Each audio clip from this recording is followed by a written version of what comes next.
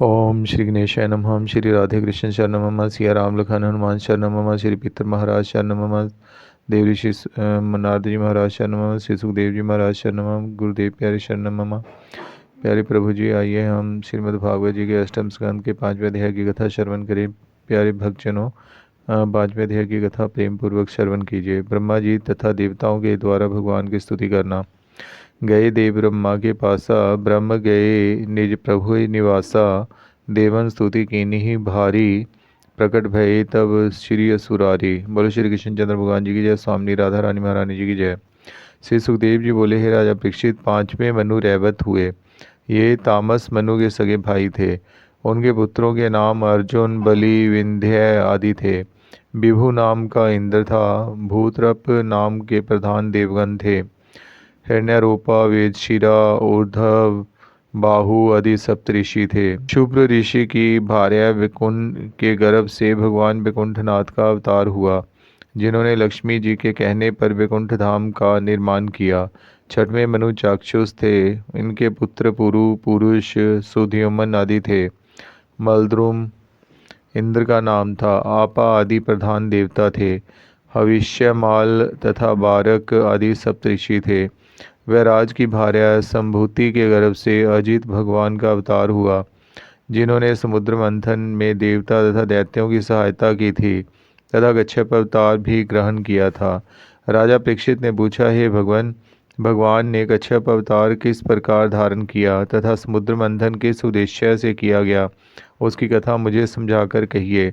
सूत जी बोले, हे शौनकादिक ऋषियों, राजा परीक्षित के ऐसे वचन सुनकर श्री सुखदेव जी अति प्रसन्न हुए और बोले। श्री सुखदेव जी बोले, हे राजन, राजा बलि के राज्य में दैत्य, असुर तथा दानव अति प्रबल हो उठे थे। उन्हें शुक्राचार्य की शक्ति प्राप्त थी। इसी बीच में दुर्वासा के शाप से तीनों लोगों सहित देवराज इंद्र शक्तिहीन हो गया था। दैत्यों की बढ़ती हुई प्रबल शक्ति को देखकर देवताओं को विशेष चिंता हुई। वह सब ब्रह्मा जी के पास गए। उस समय दैत्यराज बलि का राज्य तीनों लोकों पर था। देवता सदा उसके भय से भयभीत रहते थे। वह सब देवता ब्रह्मलोक में गए तथा ब्रह्मा जी को साथ लेकर वैकुंठ धाम में श्री वैकुंठनाथ जी के पास गए। वहाँ पर उन्हें कुछ भी दृष्टि न आया। तब ब्रह्मा जी ने भगवान की स्तुति की। ब्रह्मा जी बोले, हे देव, आप निर्विकार होकर भी इस विकार युक्त सृष्टि की रचना करते हैं। आप ही आदि पुरुष परमात्मा हैं। आप अनुमान के द्वारा ही जाने जाते हैं। आपको हमारा नमस्कार है। आप सतयुग, त्रेता युग तथा द्वापर में प्रकट हो रूप से विद्यमान रहते हैं। इस रथ रूपी शरीर के आप ही आधार रूप हैं। हे परमात्मा, यह सृष्टि आपने ही बनाई है। इसमें जरायुज, स्वेदज, अंडज तथा उदिभज, ये 4 प्रकार की सृष्टि आपने ही उत्पन्न की है।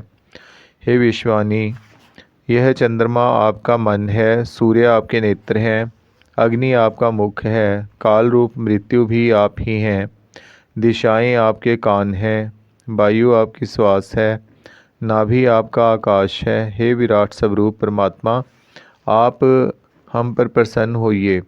मैं शंकर, इंद्र, समस्त प्रजापति, लोकपाल आप ही से उत्पन्न हुए हैं।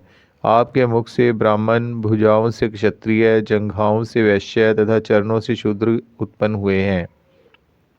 हे परमात्मा, हम आपके दर्शनों के अभिलाषी हैं। आपकी मंद मंद मुस्कान, मधुर चितवन के दर्शन करना चाहते हैं।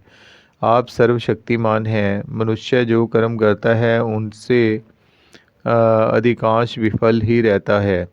जो कर्म आपके द्वारा होते हैं वह सभी फलदायक तथा हितकारक होते हैं, क्योंकि वे निष्काम भाव से होते हैं। हम आपको बारंबार नमस्कार करते हैं। बोलो श्री कृष्ण चंद्र भगवान जी की जय। स्वामी राधा रानी महारानी जी की जय। सिया राम लखन हनुमान जी की जय। श्री पितर महाराज की जय। देव ऋषि नारद जी महाराज की जय। श्री सुखदेव जी महाराज की जय। गुरुदेव प्यारे की जय। प्यारे भक्तजनों, 5वें अध्याय को यहीं पर विश्राम करते हैं। 6वें अध्याय की कथा हम कल श्रवण करेंगे। तब तक के लिए जय जय श्री राधे, जय जय श्री राधे, जय जय श्री राधे कृष्ण शरणम मम।